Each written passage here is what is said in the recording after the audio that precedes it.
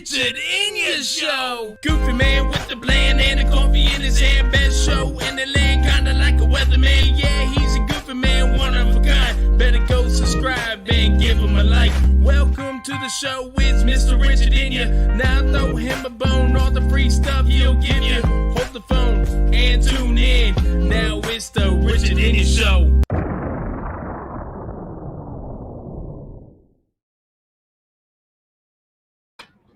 Well, welcome to the Richard Enya Show, ladies and gentlemen. I'm Richard Enya, and it's kind of a fucking special night today because it's the latest we've ever done a show. That's all right though. We're gonna have a good one.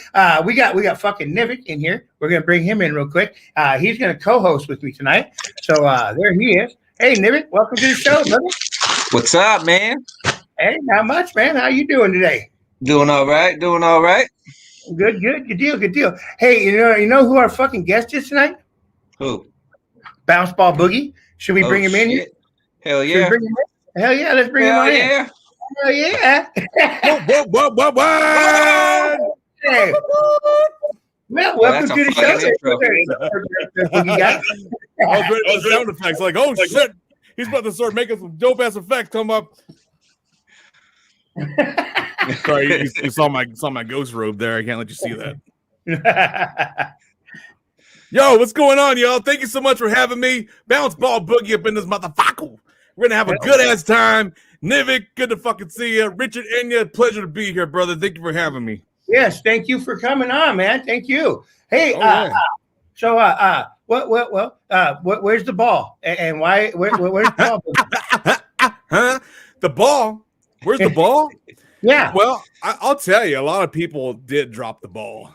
A lot of people did drop the ball. I've been doing music for over 25 years locally in the Mile High City, Denver, Colorado. I started as a mini ball, then I grew into a giant beach ball. And a lot of people that I worked with, like growing up and like were in my inspirations, they chose a path that was dark and they got trapped. And I found myself in that same darkness, you know what I'm saying? And I personally found myself dropping the ball. The cool thing is that I found the inspiration to bounce back, not just for myself, but for my family. I always say my wife, she's the one that saved my life, and she's the reason why I'm here today. So big ups to the beautiful Mercer's Mayhem and all 6 of our wonderful children, because they're the reason why this ball keeps bouncing the fuck back. Now let's get up and boogie. Right on, man. Hell yeah. Fuck yeah. Hey, I got a question, man. Do you remember the very first lyrics you ever wrote? The very first lyrics I ever wrote. Yo, so check this out. When I was starting out writing lyrics, people always said, "Why do you always rap about murder?" and I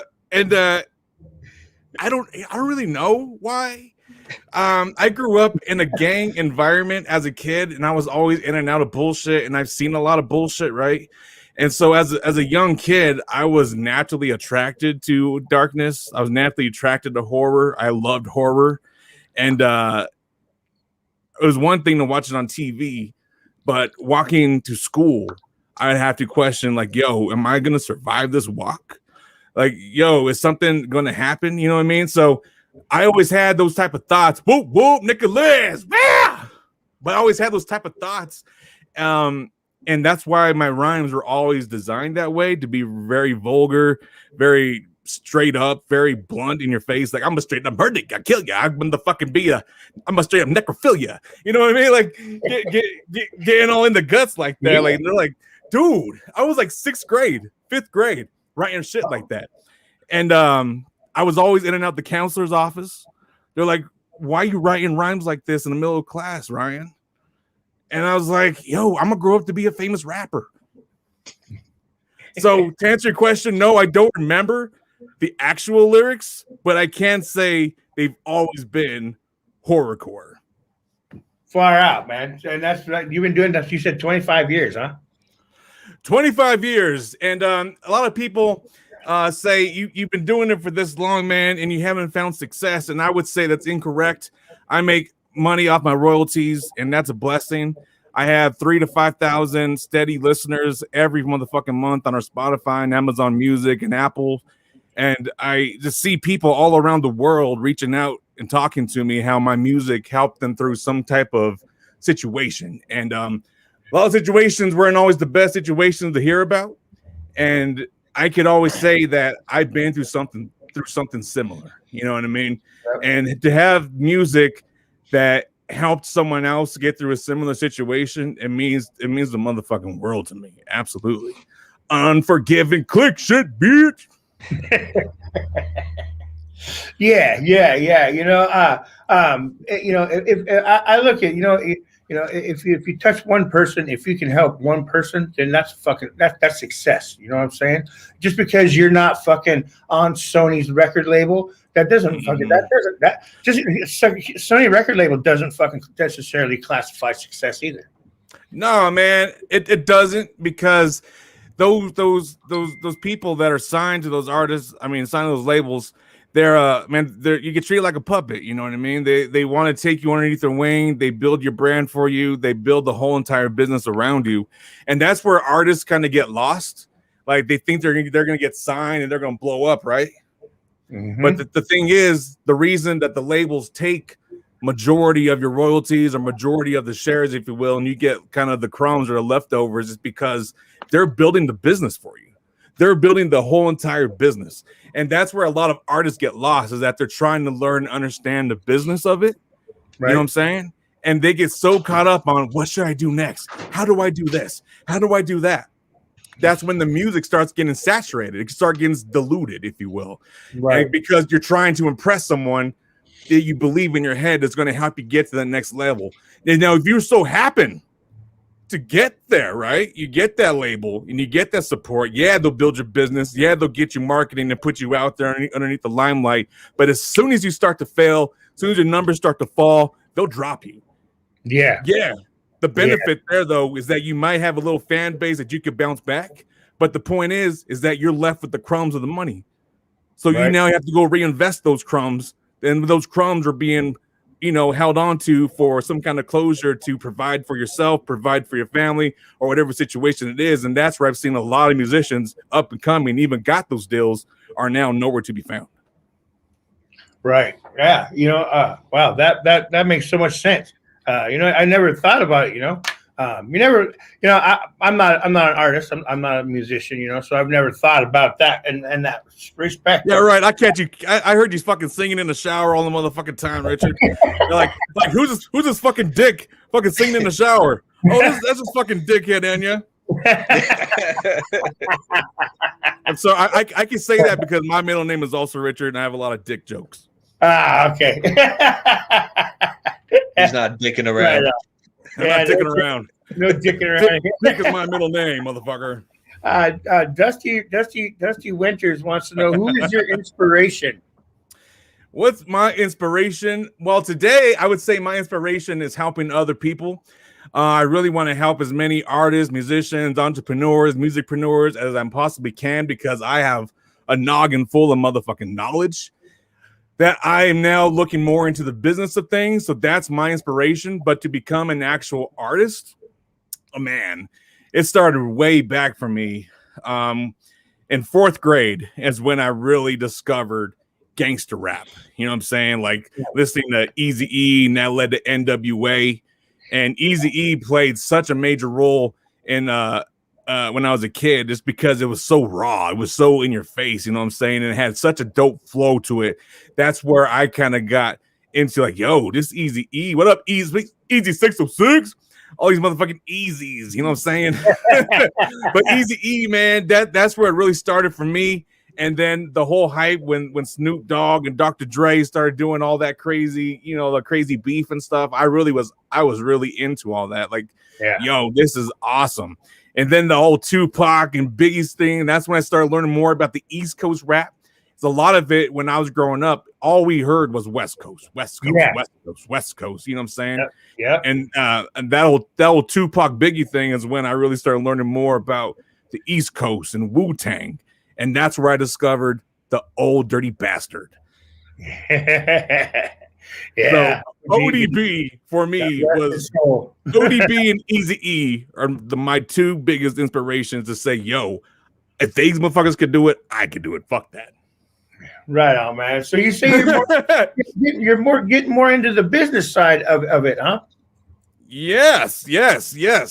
In which it all kind of happened by accident because, like I keep saying, is that I was pushing myself as an artist for so long, and I did horrorcore. You know what I mean? I was doing horrorcore before I even knew I was doing horrorcore. In my head, I thought I was doing gangster rap. You know what I'm saying? Yeah. And when I listened to like Eazy-E, like old school, like you listen to it, it could be portrayed as horrorcore. You know what I mean? Like the slapping the bitch's face, not giving the fuck, straight pistol whipping them, pulling fucking heads out of the fucking cars, carjacking. You know what I'm saying? That shit's wicked. That shit's wicked shit. You know what I mean? If I go out there and do that right now to someone, I'm gonna fucking end up in the pen for a few years. You know what I mean? Because I'm gonna be looked at as a fucking psycho. Yeah. So in my head, I thought I was doing gangster rap, but it turned out to be horrorcore. You know what I mean? Right. So I really started focusing like, yo, how am I going to brand myself? Because the gangster rappers say I'm too scary. The scary horrorcore rappers say I'm too gangster. So I'm like, where the fuck do I fit in with this gangster wicked shit? You know what I mean? So that's the fine line I started walking. It's like, yo, I got to create my own lane. I got to brand myself. Ain't no one going to help me. No one really gives a fuck about me. I'm in their way. I don't know what I'm saying. I'm another vehicle trying to jump in their lane. So I was like, yo, I got to go off on this motherfucking dirt road. And that's when I started getting the books, man, hitting the books, hitting all the free music conventions, attending motherfucking webinars with musicians that were struggling and have made it. You know what I mean? Just learning, like, how do I go, you know, kind of clear those obstacles that are being shown to me, man, as an upcoming artist. Yeah. Right. I got a quick question, man. What's the most memorable show moment you've ever had? Man, in Deep Ellum, I performed for KRS-One. This was like back in 2003, 2004. It was in a nightclub in Deep Ellum in Dallas, Texas. And this was my first experience of a foam party. You ever been to a foam party, Richard? Yeah, at the gathering. I have. Yeah. I was at that foam party too at the gathering. I don't know if it's the same gathering, but I was definitely getting foamy, homie. Getting foamy, homie. But that was my first real big show. I was the opening act. I got to perform like 12 minutes worth. I had an interview with the radio, and that was the time where like Paul Wall and Mike Jones was all popping off, and they were really interested, you know, in Colorado. You know, they considered us the West Coast. Like, what's the West Coast got to offer? And this kid is doing something completely different. So we hit the Greyhound. I hit the Greyhound, like, I don't remember, hours and hours, like 12, 14 hours just to get to Dallas. And they gave me a hotel. They had me a driver. They took me to the fucking radio station to do my interview that same day. Took me to the show. Like, I was treated like a straight up king. Nice. And they were looking to sign me onto a sub label that was with Little Flip. Okay. I'm not going to mention them, fuck them. But it was really cool in my mind. It's like, dang, I'm looking at a sub label that was, you know, whatever label Little Flip was running at that time. And I was all about it. I was like, yo, I'm about to fucking make it. We're about to do it. And then they said to me, Richard, you know what they said, Nivik? What? They said, we're willing to work with you. We're willing to offer you a deal. And they didn't tell me what the numbers were. They just said, before we tell you anything else, you have to agree that you're from Texas. You have to represent Texas. And I was like, yo, I don't know shit about Texas. I don't know dick about Texas. I don't. I'm from fucking Colorado. I'm from the fucking Mile High City. You know what I'm saying? This is Denver, no surrender, motherfucking never play your pretender, fucking take your brain and spin it in the blender. You know what I'm saying? That's where I'm from.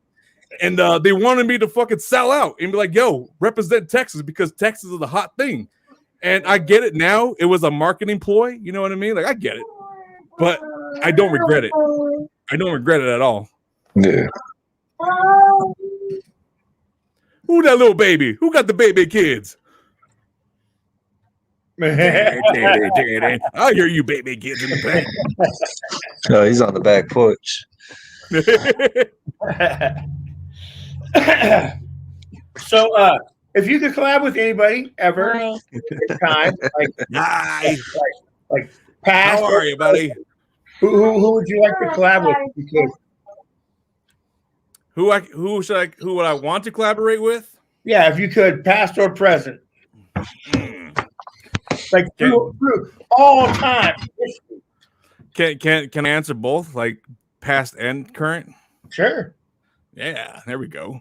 Well, Richard, I have to say, if I could bring back the dead, necromancer style, I would have to raise.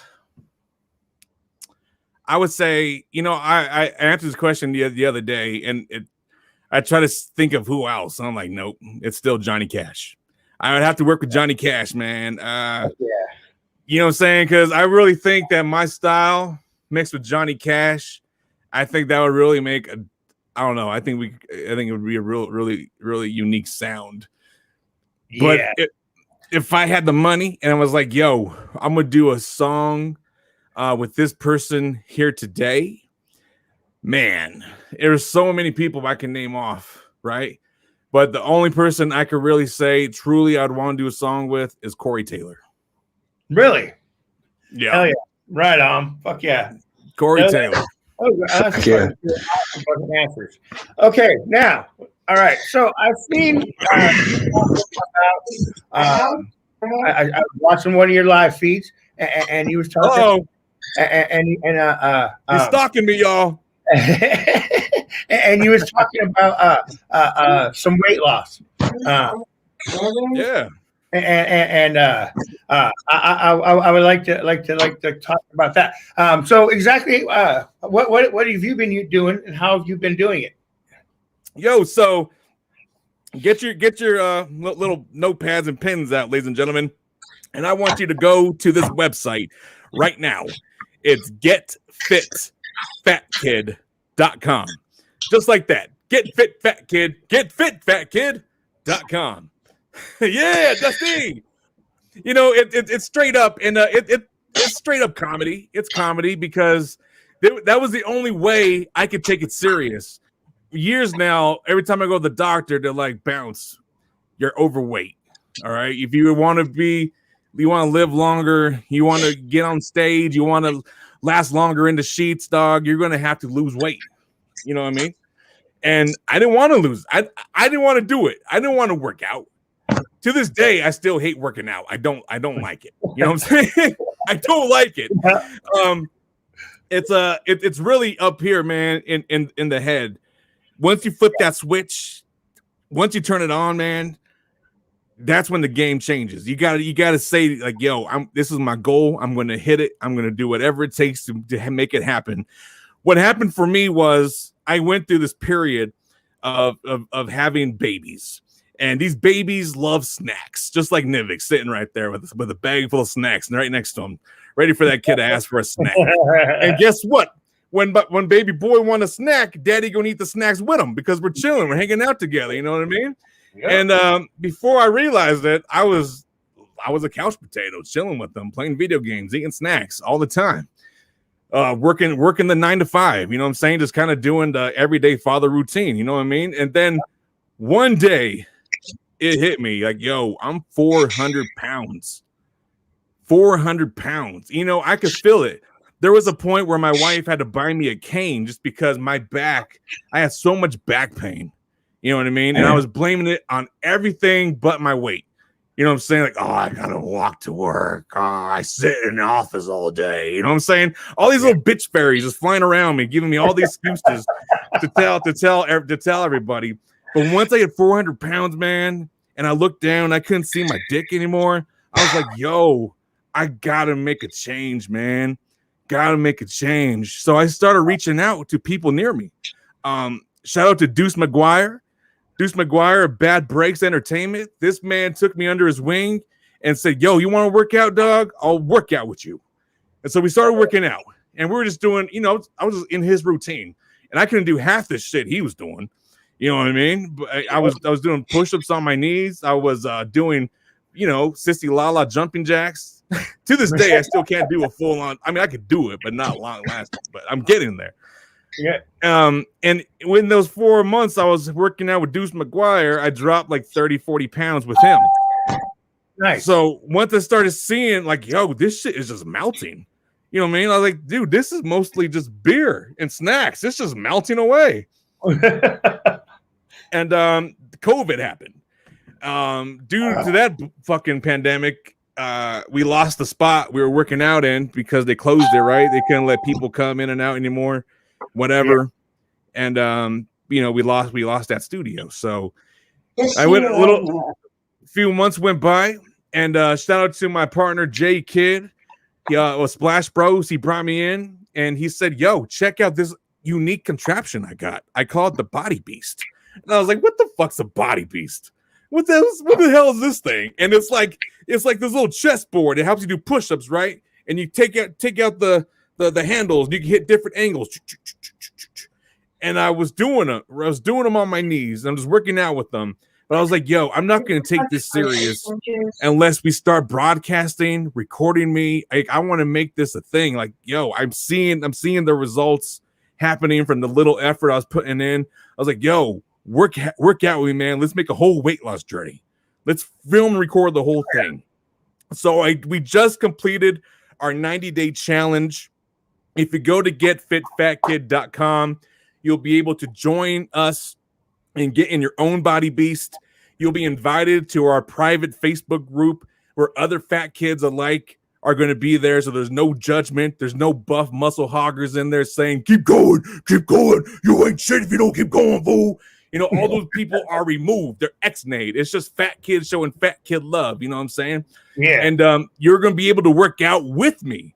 We record the whole thing to be a whole series where we're going to go through the struggle together. You're going to see me succeed and you're going to see me fail, but you're never going to see me give up. And that's what I want to install in all my fat kids out there that join us. It's going to be hard. It's going to be difficult. But once you flip that switch, you'll stop. You'll stop bitching. You'll stop bitching. Yep. Man, you touched me. I'm not even gonna lie. You got me a little choked up there. Oh, Richard, come here. Bring it in. Virtual hug. Come on. Yeah, there you go. Okay, so you mentioned Splash Brothers. What is Splash Brothers? Yo, it's Splash Bros LLC. Go check out Splash Bros. Me and Jay Kidd, we formed the Splash Bros, and he's been doing it a little longer than I have. He got me involved because, man, this kid he slept on, man. He's one of the dopest videographers, photographers I've ever fucking seen. He has this whole setup, man, where he designed a whole green screen studio. And this is where I shot or filmed the Basement music video. Uh-huh. If you've seen my music video, go to my YouTube, Bounce Ball Boogie. You'll see Basement, and we recorded his whole video in his basement, right? And I was like, yo, this is fucking dope, man. We can make so much money here. And we started doing this Christmas event, and we raised over $500 for a Denver charity, and we helped so many families get Christmas gifts underneath their tree.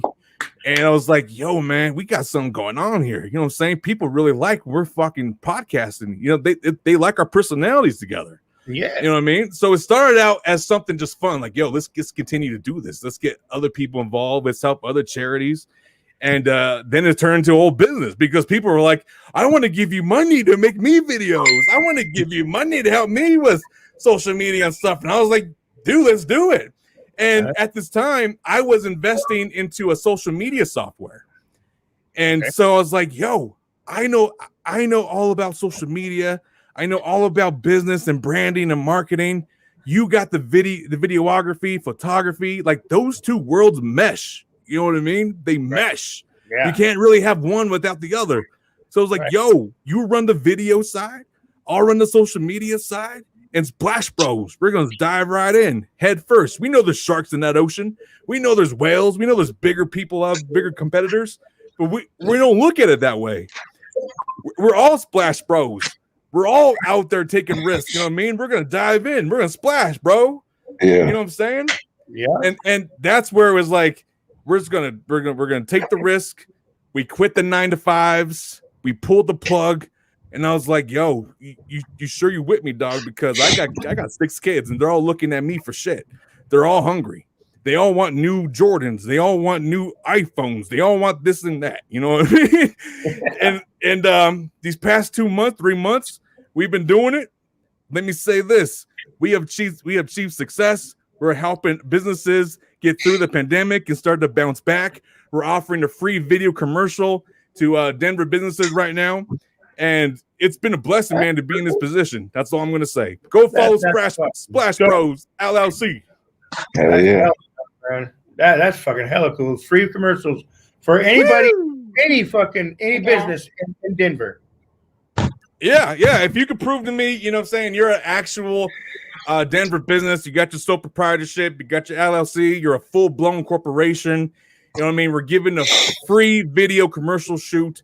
So that includes motion graphics, that includes editing, that includes the filming. And I ain't talking no little skippity dippity doo-dah commercial. It's like full-blown commercial. Yeah. I know all about the damn commercials. Shaggy, my producer over there, he's been working on some commercials, and I've been watching him. That guy's struggling. Oh my gosh! Well, you tell Shaggy over there in a schizophrenic ass to fucking call me, and I'll fucking help him. I'll help him get right.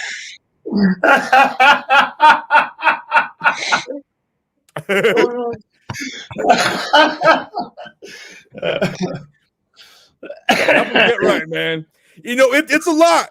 It's a lot, man. Whether you're a podcaster, a business, a musician, learning social media and finding a happy medium or a balance, it's a lot. Because they tell you, get on Facebook. No, homie, no. Facebook's dying, bro. Get on Instagram. So you can jump on Instagram. Dude, why you fucking with Instagram? TikTok's the place to be. Get the fuck on TikTok. Now you're on TikTok. Now you're trying to figure that shit out. And while you're fucking trying to figure out TikTok, here I am blowing up on Twitter. Yeah. Exactly.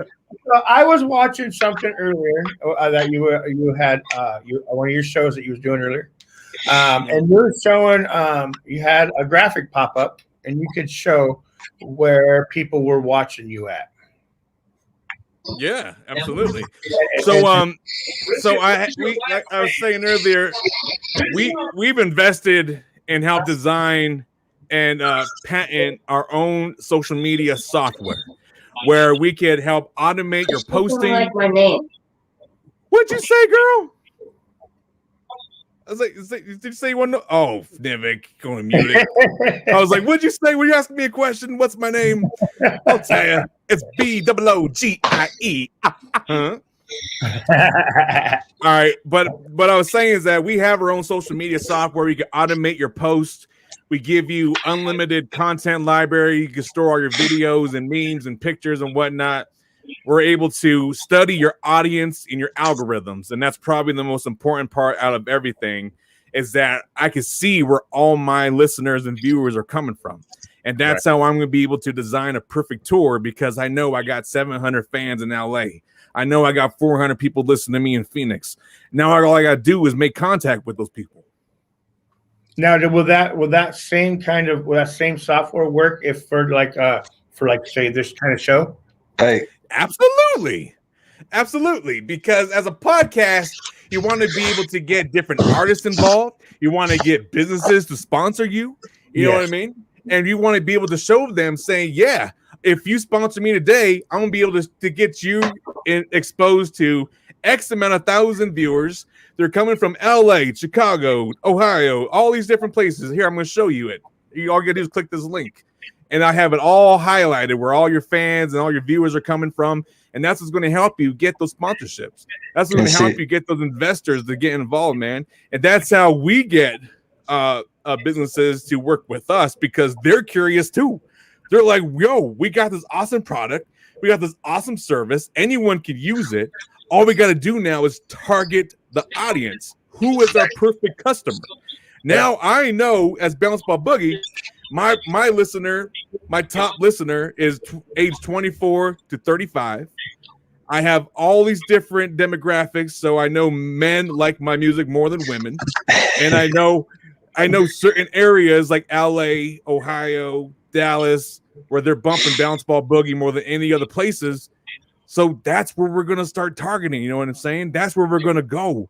So when we run our Facebook ads, we run our Instagram ads, they ask you, what's your demographics? What's your target? That's what we're going to put in because we know this information. We're studying our algorithms. We're learning our audience. We know how they engage with our content. We're not just throwing mud at the wall and see what sticks. And see, I know firsthand, Richard, because he's helping us actually with that software too. So I've seen numbers. I've seen the numbers. Okay. Right on. And Nivik is seeing he's still kind of on the outside looking in. I say that because him and I haven't sat down together and haven't gave him the full on, yo, check, bro, you got to look. You know what I'm saying? We haven't done that yet. And I kind of did that on purpose because the first 2 months really is me just kind of throwing stuff out there and seeing how people respond. And then I start seeing how they respond. And that's how I'm able to adjust your content, adjust your posting. I know they want to see videos between 11 and 1 o'clock in the morning to the afternoon. I know they want to see a still photograph with a link and a hashtag at night. You know what I'm saying? That's the type of social media marketing plan that any business does. I don't care what you do. You need social media. If you're trying to get more engagement from your audience, you're trying to gain more a word of mouth going for your business, you're going to need social media. And you can sit here all day and tell me, yo, I got this. But you're only focusing on Facebook when there's a whole other million people on Twitter. Right. And see, like right now we're broadcasting to my Twitch, to my YouTube, and to my Facebook. What up, Twitchers? So, Twitching. What up, Twitchers? And we do. My Twitch watcher is actually watching. The one Twitch watcher. One Twitch watcher. Yeah. What up, Twitchy? The silent Twitch watcher, man. Is that software only based for the US, or is that worldwide? Oh, it's worldwide, brother. It's worldwide. I could even change the language in it if I was to work with someone in the UK, which we have I personally have a lot of fans in the UK, a lot of fans in South America. Last year, my top country streaming my music was Egypt. Wow. You know what I'm saying? Like, yo, there's this has to be a worldwide thing. And I think that's where a lot of artists and a lot of, I'll say entrepreneurs too, get stuck because they're trying to figure it out like who's my target audience? How am I going to pique their engagement? Why am I taking the time to make this awesome content? I'm throwing it out there, but no one's liking it. No one's commenting. No one's sharing it. And you're getting frustrated with yourself. Like, what's wrong with me? Why does anyone want to share my shit? You know what I mean? It's just because you don't know. And that's why when you go to a marketing agent, they ask you all these different questions up front. Like, do you have this? Do you have that? And a lot of times you don't. And you're going to answer like you do because you want to act like you know what you're doing. You know what I'm saying? Every person does it. Yeah. But there's certain answers as a marketing person we're looking for you to say. And every time you say the wrong thing, $100 more, $200 more in our head, $600 more. Like, yo, all you're doing is building up the number because I know you don't know what you're saying. And I'm going to take all those words you just said and I'm going to put it right back in front of you. Yeah, but you said you weren't reaching your audience. You said you weren't getting likes and comments. You weren't getting the algorithm your way. You're wondering why no one's commenting or sharing your stuff. Well, guess what? Because you don't know when to post it. You don't know what day. You don't know what time. You're just throwing it out there. And that's where people get stuck at because now you're trying to learn. You got Facebook down. Great. You're getting your numbers up on Facebook. Cool. But now you want to jump on Twitter. So now you're jumping from app to app to app to app to app to app. And you got people commenting over here. And then you miss them. They're like, shit, that was 14 hours ago. Damn it. Yeah. I catch myself doing those things. So this software it's going to allow you to comment, post all from one platform that engages with all your channels from one place. Kind of like StreamYard when we're streaming to 3 different places. If I comment right here, if I say hello to all my people in the Colorado snow, because it'll go to all 3 of my platforms. So that's cool. That's cool. And now, what kind of budget do you have to take part in that kick-ass software? Oh, Richard, I knew you were going to ask that question. I knew you were going to ask that question. And you know what I always say is that I'm not going to answer that question because everyone's different, man. Everyone's different. I got artists out there that got all this content, all these videos, and it's just sitting there doing nothing. It's just stagnant. And I'm like, yo, check this out. Let's get that fucking content moving. You could do it all yourself. What's your budget? They're going to tell me what their budget is. And I'm going to say what we can and what we can't do for that budget. You know what I'm saying? Right. Now, I'll tell you averages. If you want to know the averages, Richard, here's the averages. For a business that hires me and says, Splash Bros, I want you to help me with content creation. I want you to help me with videos. I want you to live broadcast my videos on my social media. I want you to do this and that. It's $650 a month, every month. Okay. That's just a decent basic package for a business that got the budget. Okay. For an artist that has all their content and they just want to take full on control, I tell them, listen, I'll build you a workstation just like the one I'm showing you. Or if you go look at my broadcast on my page right now, you can see me doing lives and demonstrations on it, right? If you can man it yourself, you could take full on control, and you just need my guidance here and there. I'll build you your own workstation for $200 up front, and I'll keep you going for $100 a month. But I ain't gonna make you no content. I'm not gonna live stream anything. It's just me giving you access to the software, and you do you, and I'm here when you have a question. Right on. That's fucking goddamn good answer there. I like that. Okay. Yeah, tell you, Richard, I'm all about my business, man. I got 3 B's in my name, and all 3 B's stand for the same. Business, business, business. I'm all about business. Good business. Hell yeah. Hell yeah. So you have a Roku channel. Woo! Yes, sir. And okay, and exactly what all is entailed in having a Roku channel? The benefits of us developing this Roku channel and what really wanted me to get into it is 5 years ago or so, I invested in developing a FM2 satellite radio channel. And I was doing audio only. But I would go live, on Facebook and Instagram from time to time, and you could see me, fucking around in the studio broadcasting and helping artists get the music out there. Right?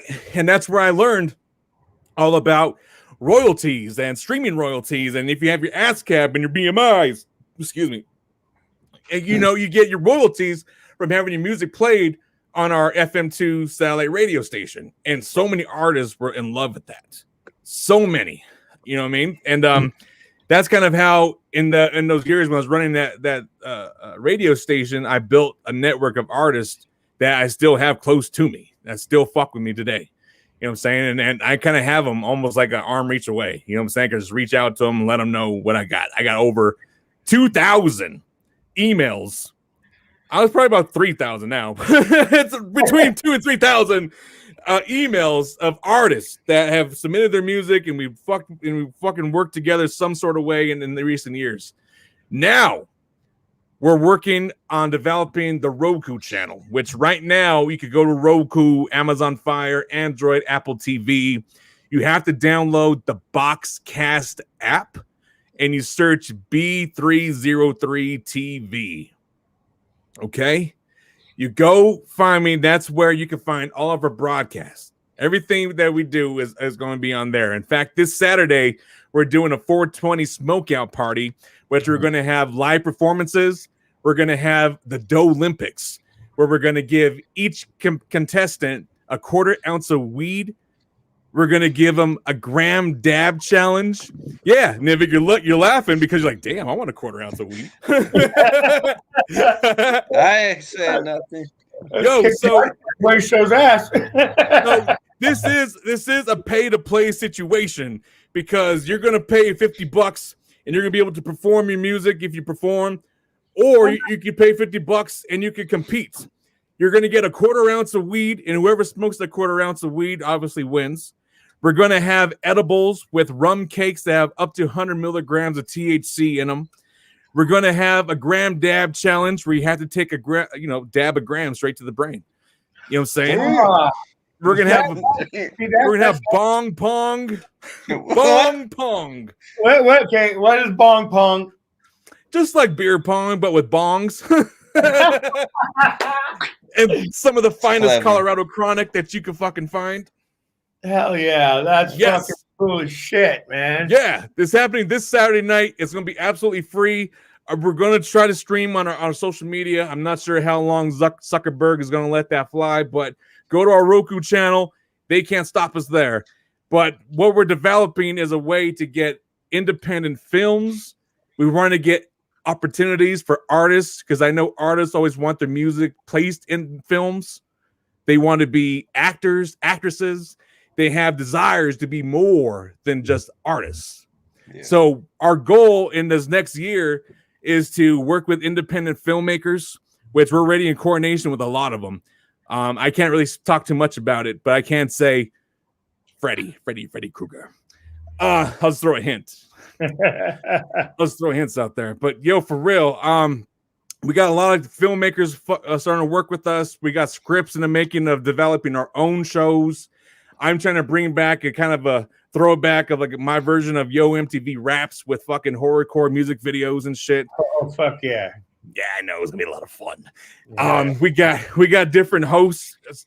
We're seeking talent. We're gonna get other podcasters. Like we fucking offered the Richard Enya show to be a part of this motherfucking movement, man. No motherfucking charge, no charges. Because once we get to a point, we're raising money right now to develop our own app. So you don't have to go fucking download the Boxcast app. You just go to your motherfucking smart device, smart TV. You're gonna be able to download our app, pay a subscription fee every month, a really small fee, and you'll be able to get all of our content, all of our movies, and we're working on getting licensed fully. We have a license now to help artists get the royalties, but I mean licensed fully. So when you start getting your music in these films and the independent filmmakers, they can start making their royalties off getting their movies played on our channel as well. Hell yeah. Fuck yeah, dude. That is badass, dude. Woo! I know. We're living the dream. Living the dream. Yeah. I got another question, man. How did you come up with your name? How did that all become? Bounce Ball Boogie. Oh, man. All right, so let me give you the rundown version. Hold on, I'm out of focus. Come on, camera. Doot, doot, doot. All right, I don't know. There we go. Thank you. So it started with Bounce. All right, I when I was as a youngin, I was always struggling. Like, yo, what's my name? And as growing up in this gang environment, they called me Little Psych. You know what I'm saying? Little psycho. And that's before I knew about psychopathic and all that shit. Yeah. You know, I mean, I was Little Psych. And so I was running with that for the longest time. And then I developed the name Mohart, like the motherfucking Tully bear from the, what do you call those bears? Anyway, I don't remember the fucking bears. Leave me alone. Yeah. Anyway, I've developed the name Mohart because I had more heart than motherfuckers out there. And I started developing the name Bounce because I was always performing at house parties. We go, back in the day, go to house parties. Then, like growing up in the 90s, house parties were a big thing, and I would perform in these house parties. And of course, there's always that one dude that wants to fuck shit up at my homie's house, and I was always the biggest one out of all my homies, all my road dogs. I'm like, yo. Y'all are too drunk and wasted. I'm just here to fucking perform. I'm gonna kick his ass. So I would kick his ass, bounce him out the house, and before you know it, people were calling me Bounce. You're the bouncer, man. What up, Bounce? Yeah. what up, Bouncy?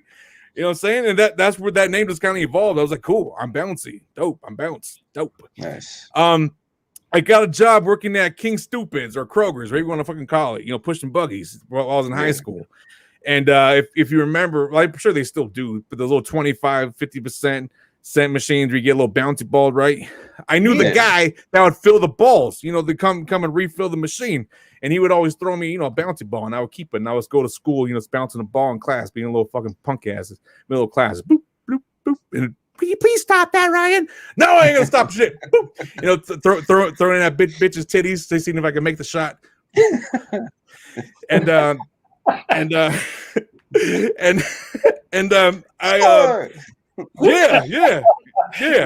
make it. And so I always had a bouncy ball with me, but I never put that together, like, being bounce ball. You know what I'm saying? My grandmother passed.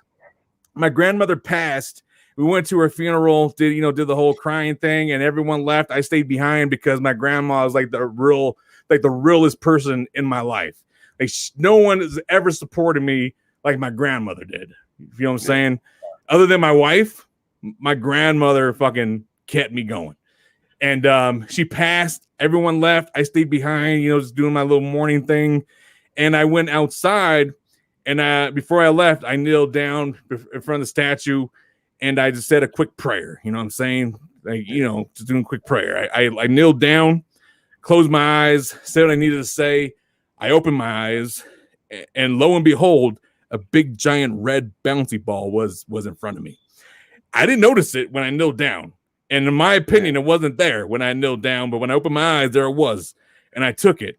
And when I took it and I was driving home that night, that's when it clicked. Like, yo, just like Snoop Dogg, I'm fucking Bounce Ball. You know what I'm saying? I'm the fucking Bounce Ball. You know what I mean? They're like, this whole thing, I got it, yo, I got it. I'm Bounce Ball.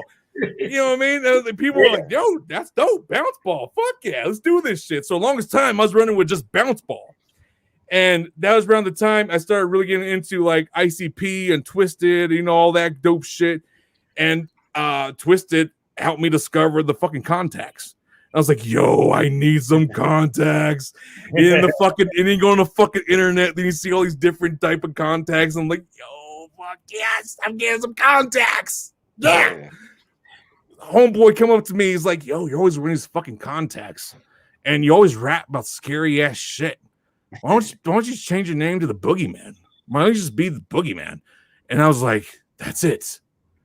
I'm Bounce Ball Boogie. That's it. That's it. Why have a middle? Why have a first and a last name? I'll have a first, middle, and a last name because I fucking can. Bounce Ball Boogie. That's it. That was it. Yeah. And I was, like I said, I was a big fan of Eazy-E, and Eazy-E brought on Bone Thugs and Harmony, right? Yeah. And I was a huge fan of Bone Thugs and Harmony, but I never really looked at them as an inspiration. I was just a huge fan of them. You know what I'm saying? And each one of them, if you noticed, they don't have a Y at the end of their name. They always had an IE, like Lazy Bone, L-E-Y-Z-I-E, Crazy Bone, C-R-A-Y-Z-I-E. And I was like, yo, B-O-O-G-I-E. Ugh. So I guess they did inspire me to do that, but that was about as far as it went. That's pretty cool, man. Yeah. Oh yeah. Man, you said something while you were talking. Okay. You said you've been to the gathering. Yes, I've been a total of 3 gatherings in my lifetime. And what is your most memorable gathering moment? The first one in 2003. I only went to the gathering because I was invited to perform. And, when you're invited to perform, you got to buy your own ticket and find your own way there. There's no special treatment. and so I found some ninjas that were rolling up there, and I kind of told them what I had going on. So they're more than willing to help and support. And coming up, I was really close with working with the Axe Murder Boys. Fucking not loud. I really don't talk about this too much, but I'm going to talk about it tonight. Is that I used to work with the Axe Murder Boys on a lot of underground shows. In fact, I used to have a connect to this abandoned church in Denver, right outside Denver, in the fucking chemical side of Denver. Anyway, we had this little fucking abandoned church, and I was like, "Yo, Otis," you know what I mean? Otis at the time, we were really good homies. You know what I'm saying? Yeah. And he was doing his thing, where I was doing my thing. We just kept clashing at this time. Like, yo, everywhere you are, I am. Like, we're getting booked at the same places, dog. Let's fucking do something on our own. So I booked the fucking abandoned church, and Axe Murder Boys and their parents.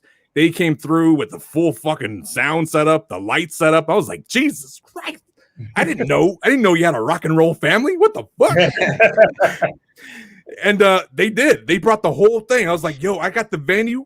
You fucking brought the fucking speakers and the fucking lights. Let's fucking rock this bitch. And it went from a little fucking show. We did it a total of 6-7 times.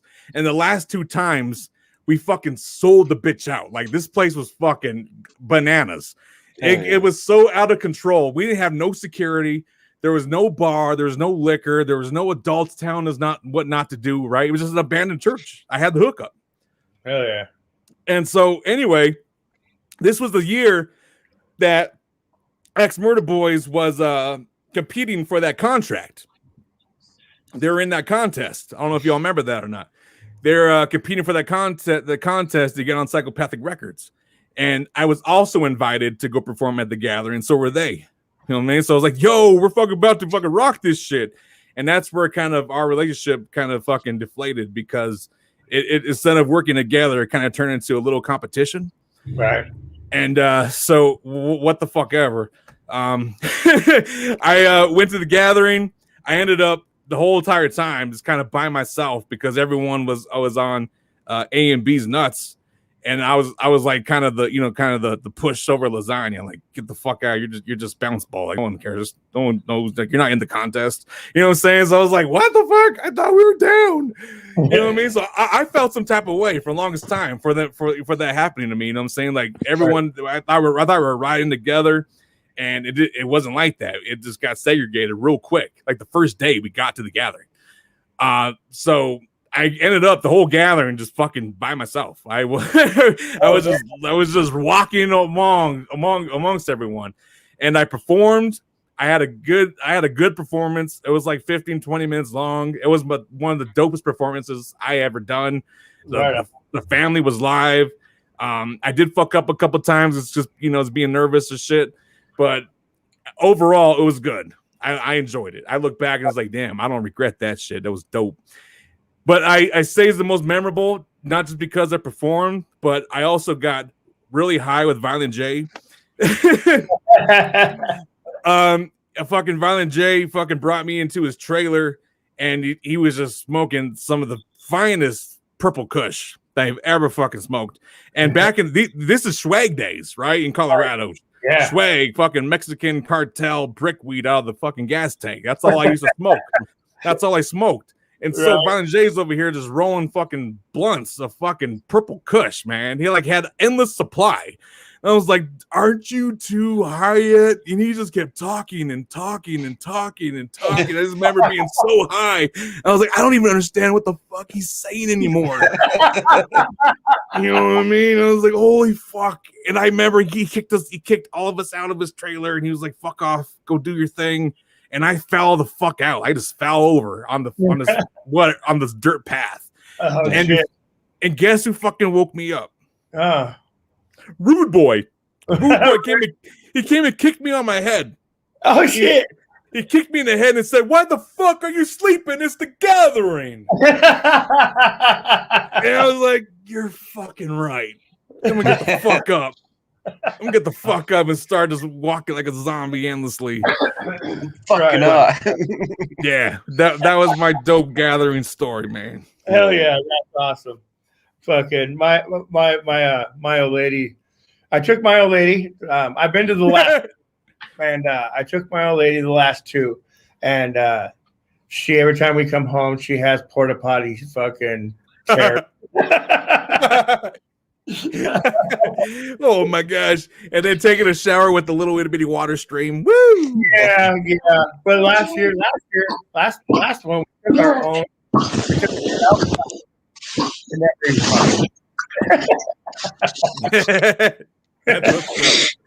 But yeah, it was kind of cool last year. The last year, this was kind of my big highlight. I guess my big highlight for the gathering was Wizard of the Hood set. That and their last Dark Lord set was also. Oh man, yeah. Those are my big highlights from the gathering. Yeah. I got to see Dark Lotus, and I can say that's one of the best performances I ever fucking seen. You know what I'm saying? The energy of that music was amazing. Yes. Even when I saw Psychopathic Riders like 4:00 in the morning, that was fucking amazing as well. Yes, something that no one will ever fucking experience ever again. Nope. Unless you like Diet Lotus. Yeah. And Solo Dolo Riders. Yeah. Actually, I listened to that. I listened to a couple of tracks off that new Riders album that Twisted dropped a while back. And they gave a lot of props to fucking Jay and Shags in that. There was no dissing done in it. They were, they were actually. Well, they can't diss. It was ICP's idea in the beginning. Yeah, exactly. Well, so you said you on your Roku there, you said that independent filmmakers and stuff like that. How do they get hooked up to like send you a script or maybe send you like a film or something? How do they get hooked up to do that? Oh yeah. You can hit me up anytime at bounceballboogie@gmail.com. That's bounceballboogie @gmail.com. You can submit your content, submit your script. If you have an independent film that you already have out ready to go, which a lot of the filmmakers that I'm talking to now, they're still in development, which they're still raising money like on Indiegogo and stuff like that, in which we're more than willing to help out as much as possible, like driving traffic to those sites of Indiegogo and doing crowdfunding, which Nivik, I'm big into crowdfunding, man. I'm huge on it. On it. I'm what I'm saying? I like to exercise my fan base as much as possible because that shows not only their support, but they get excited because they're now a part of it. Yeah. It's not just my project anymore, it's our project. Yeah. Right on. Hell yeah, because I know Shag's got a couple of scripts that are one for a short movie. For a short, it's probably this ain't a porno, is it, Shaggy? No. Is Shaggy back there? No, he's I don't know where the hell he's at. He's out there somewhere. But no, it's a horror movie. And then he's got not a horror movie, a horror. Yeah, not a horror. But then he's got a full length. It'll be 147 minutes. Oh, damn. 147 pages. And what he says is, it's about a minute a page. So, yeah. Well, we're working with a filmmaker right now. He has a full-blown script similar to what you just said there, Richard. Is fucking he has the whole vision in his head, right? Yeah. And so what we're helping him do is, of course, he has a budget, and we're working with that budget to create kind of a almost like what do you call it? What do you call it again? The mini version, a trailer. A trailer, yeah. We're creating a trailer of what the script will be. So we're helping them create a trailer. Of course, we're gonna help them with graphics and do just kind of do like a 3-5 minute thing as a trailer of the story. Yep. And we're gonna use that to build his Indiegogo and start raising money to get his film, make an idea become reality. Very cool. That's a very cool. That's kind of what Shags was doing with the short, because the short is called Doll, is what the short's called, and then the actual full length movie is The Haunting of Nancy Kate. Ooh. It's not your typical type of horror movie. It definitely has a different ending than your most. Oh, nice. Yeah. Well, Richard, let me know when Shaggy is seeking some actors, because I definitely would like to try out for a role. Definitely. Shaggy. Well, I know he submitted a thing in for Kickstarter, but it got rejected and not enough content, they said. But, Yep. So I mean, now tell Shaggy don't get fucking discouraged because it doesn't happen just to him. It happens to a lot of motherfuckers. Yeah. And that's why the filmmaker I was referencing, it happened to him too. Because you got to have content. This day and age and moving forward, content is king. Yep.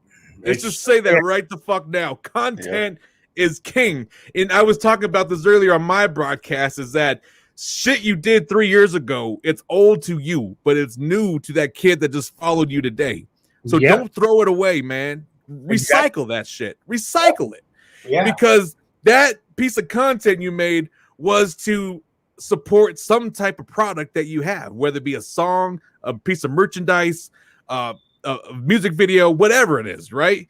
Yep. Fucking keep promoting it. Keep putting it out there, man. Keep throwing it out there.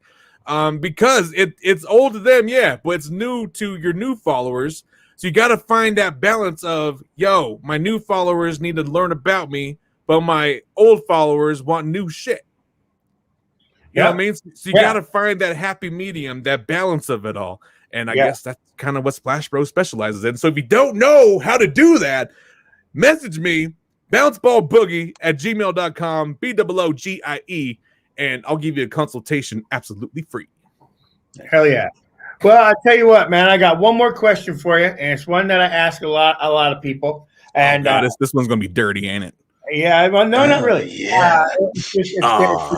If you had to describe yourself to somebody as a flower, what kind of flower would it be and why? Damn, I guess I don't really know flowers. Hold on. Oh, let me think of this. It was what the fuck was that flower called? Dude, I don't fucking remember what that flower was called. The flower that produces the deadly nightshade. What's it called? And then it's called a nightshade flower? I don't know. Well, I don't really know. Yeah, ask Google. What flower produces the deadly nightshade? Belladonna. Here's information. Atropa. Belladonna. Tropa belladonna. It means beautiful woman. Poisonous. I don't know. I was I guess I would be kind of erotic and say that flower, even though it means beautiful woman. I guess. But that flower that produces the deadly nightshade, which is used in Nightmare Before Christmas, and the concoction that the doctor serves. Sally. Yep, that's right. That's right. So something so beautiful can produce something so deadly. That's what I look at it as, and I guess that's why it's a beautiful woman, because beautiful woman could be so deadly. Easy 606 says he has a nice horror movie script. I knew you out of everybody was gonna fucking say some shit like that. Easy. Out of anyone, he's like, yo, dog, you're sleeping on me, kid. I got some horror music. Horror movies for you. It's probably that mannequin behind Rich. It involves the mannequin. Yeah. It involves Manny. Who is that mannequin? And tell me, what does she tell you, Richard, Enya? Okay, well, the mannequin there, that was when Shags was first starting with the school thing and doing the lights, I had his wife under the lights a lot. And well, they're really fucking hot. And she was a great sport and she played along, but he knew that it was killing her, that she was not having fun sitting under them fucking lights for him to learn how to do drama lighting and horror lighting and comedy lighting and all that shit. So Shags bought the dummy to practice lighting with. And now she's she's Easy's girl. No, me and Easy are fighting over that mannequin. Oh, that's right. That's how they are. Well, I was saying, Nivik, you're probably going to lose that fight. Nope, because I live 5 minutes away from Richard, man. I live 5 minutes away. You You might live closer, man, but let me say this: Easy 606 is one of those cats where once you stop paying attention to him, he's one of those motherfuckers that just pop up out of motherfucking nowhere. I swear to Jeebus, he will fucking pop up. I don't know, like all right, you pulled up 5 minutes. All right, you got the mannequin. All right, you kicking it with her. But 2 weeks later, guess who's at your fucking back door? He's gonna receive it all used up though. Look, we just made a whole script right there. Someone write this shit down. Copyright 2021 Richard Enya, motherfucker. Don't fuck with that Easy 606 because you're gonna be acting in that shit. So do you have any big shows coming up? Yeah, this Saturday we're doing the 420 Smokeout Party, absolutely free on our Roku channel. Download, go to your Roku, Amazon Fire, Android, Apple TV. Download the Boxcast app. Search B303 TV, and you can join the Smokeout Party, live performances, live Olympics events, smoke events, the Bong Pong, the Graham Dab Challenge, and the quarter ounce blowout. Watch these fucking smokers and competitors start smoking and packing and rolling these chronic leaves, and the last one standing will win. But know this, the Bounce Ball Boogie will be in there, taking away your lighter, rolling the dice, making you trivia questions. And if you fuck up, you're going to lose your smoking utensils for X amount of time, which means your competitors are going to get ahead of you. And you're going to get really pissed off and look at me all sideways and crooked, but it's okay because this is what you signed up for. Trust me, don't worry, ladies and gentlemen. There will be waivers involved. That sounds fucking so cool, dude. That is cool. So it's now I know, now I have a target to shoot for the Richard Enya 420 Bong Hit Extravaganza show. Ooh. Yeah. We're having a big 420 show on 420, and the Unforgiven are going to be here in studio, and they're going to headline that show, and we got a fucking ton of prizes that we're giving away. Hey, so what time is this happening? Starts at 6 p.m. Pacific time. It'll be exclusively on my YouTube channel because Facebook kicks you off for smoking the weed, and Twitch is for kids. You know, there's a lot of kids on the Twitcher, so we're not going to go to Twitch, and because YouTube I can age restrict, so we're going to do that. That's right. Understood. Yeah. Yep. Understood. Well, there's going to be a bong hit challenge on that too, and we're going to be able to pop you in. Like if you was here, if we was doing this right now, you could pop in like you are right there.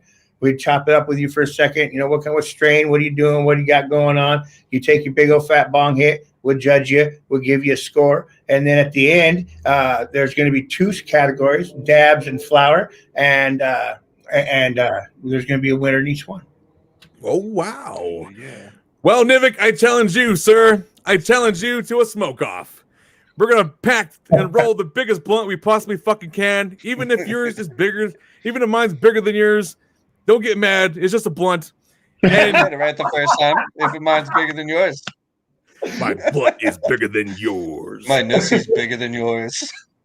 Yeah, that's right, because you're always fucking plugging it. Damn it, Nivik. Leave your nussy alone. Can't help it. All right, we're gonna roll the fattest blunt we possibly can, and we're gonna fucking have a smoke off. And the first one to finish that blunt first is gonna be crowned champion in our little smoke off. And who is that? Who's that been with you there on your show when you're doing your little when you're doing the software thing? Your software shows. You've done 2 of them I've seen. Yeah. You got a little blonde fella there with you. Who's that? Hello, blonde feller. Well, I would say that's an upcoming artist named Broke Miles, which you probably have seen him with me on the Underground Nation podcast, which you probably haven't seen him around lately, and that's because he had a tooth he had to get pulled down. You couldn't really talk to you know what I'm saying? So that tooth got ripped out, and he's been working with me almost like an apprentice, if you will. Under my wing, learning the music business, learning about recording and music writing and music theory and all that dope shit that other people pay a lot of money to do. You know what I mean? Yeah. So he's been working with me underneath my wing for over a year now.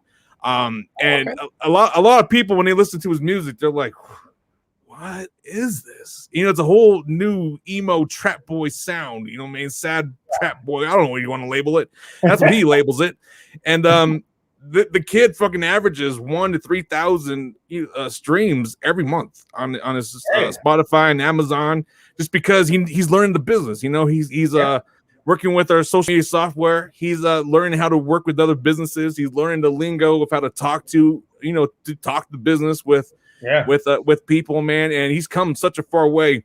But go check out Broke Miles. He's an upcoming hip trap emo sensation, whatever you want to label it. Yeah, I know if he was here, you're like, what the fuck I do. But man, if you're into that the sad boy trap shit, man, he definitely got some dope shit coming out, man. And can anybody come to your green room studio and play? No, you can't just show up and ring my doorbell and say, "Yo, can I perform?" I would say, "Fuck you." You need to pay me, homeboy. Well, yeah. But I mean, like, if I'm just kidding. I'm just kidding. I would give you a big old hug and say, "Yes, you can."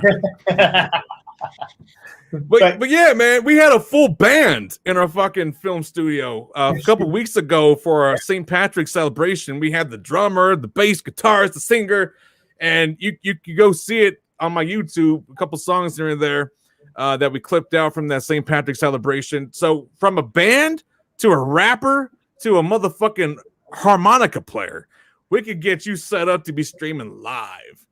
Nice. Cool. Yeah, that's one thing that a lot of people haven't fully caught on yet is the power of live streaming.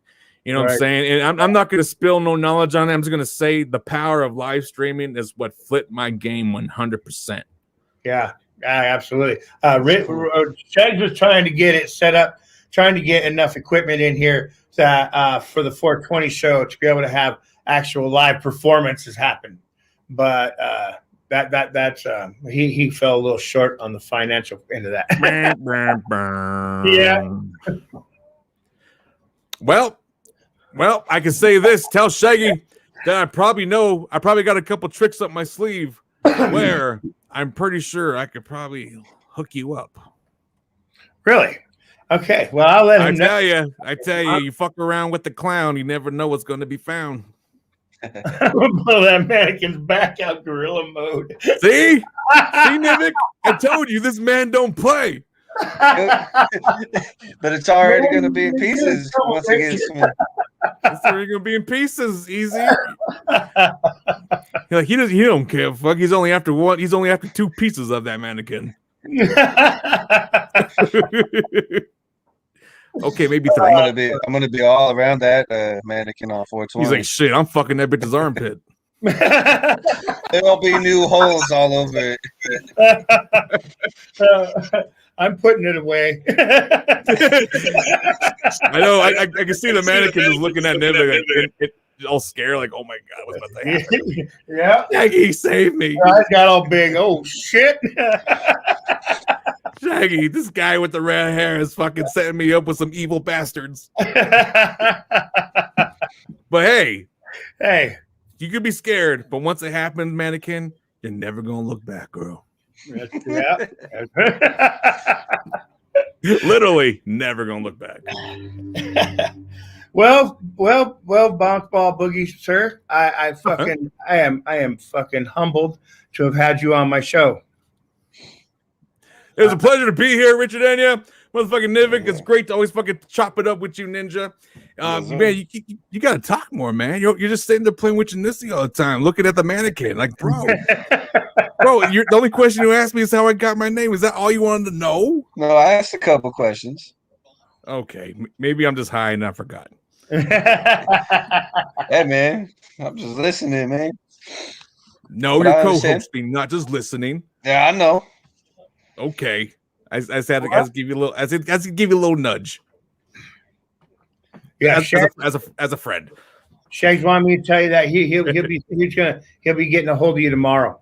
What did you just talk to you through your brain? Like, tell Bounce, I'm gonna see him tomorrow. No, he sent me a text. It's right there. Oh fuck! I forgot technology. There's a computer in front of you. Goddamn thing. Son of a bitch. Got me there. I thought you and fucking Shaggy had some kind of psychic abilities that I was unaware of. Nope. You know, and everybody thinks that we're the same guy. We're really not the same guy. Oh, you know what's even more funny? Nivik is also part of Korn. I bet you didn't know that. I know. It's a cornhole. We were downtown Seattle doing. I was with them, with Shags and them doing that behind the scenes thing, and that lady thought he was from Korn, and then she found out they were from the Unforgiven, and she. You can tell, you guys. You can see that. I watched her face. If you watch the video, you watch it really close. Watch her face when they tell her to say "Unforgiven." She looks like it's not Korn. Because as soon as she was like, she's like, I know who Korn is. Random's like, yeah, Korn's our favorite band, and she still went with it. Yeah, it's the most fun. It's like, what? That was good. Korn. That's why I said to Random after we took that picture, I said, bro, she just took a picture with two random dudes she thought was Korn. Fucking hilarious. Well, hell yeah. Well, far out, man. I appreciate you very much, man.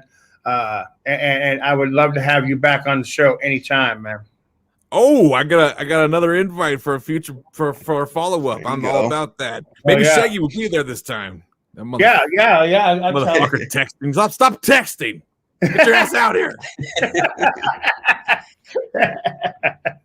Hell yeah. Well, ladies and gentlemen, that we have had Bounce Ball Boogie in the house tonight. We had Nivik. Yes, we got, let's see, how do we do this here? If I look down right there's Bounce Ball, and then there's Nivik.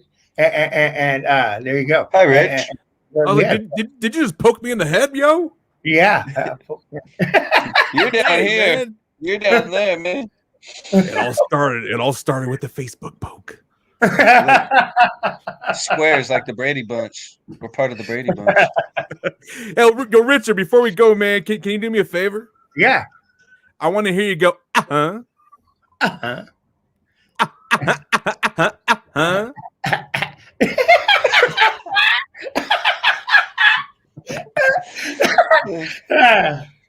did I say? Shaggy shows every riot. He says, "Yeah, woo." Well, Shaggy will probably be here on the 420 show. People, I know he's going to be here on the 420 show because it's going to be 3.5 hours long, and we got a lot of guests. You should check it out. It's going to be a good show. It'll be fun. And you got that fucking. Bounce Ball's got the shit going on Saturday on his Roku channel. You gotta got tune in for that. That's gonna be fun. Come smoke some buds. Come smoke some buds. Hell yeah. All right, man. Well, I'm gonna get up out of here, and I from the heart, man. Truly appreciate you.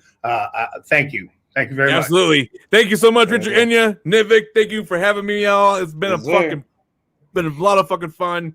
Make sure everyone out there, you follow the Bouncing Ball on all my platforms. No matter where you go, no matter where you network, you'll find me, Bounce Ball, BOOGIE. Hell yeah. All right. And I'm gonna get links from you so that I can throw them in the description on the YouTube channel. There you go. On there. So all right, ladies and gentlemen, we're gonna see you guys later. And hey, remember what Rich always tells you. Yeah, always gotta wrap your load. Bye. He's nasty.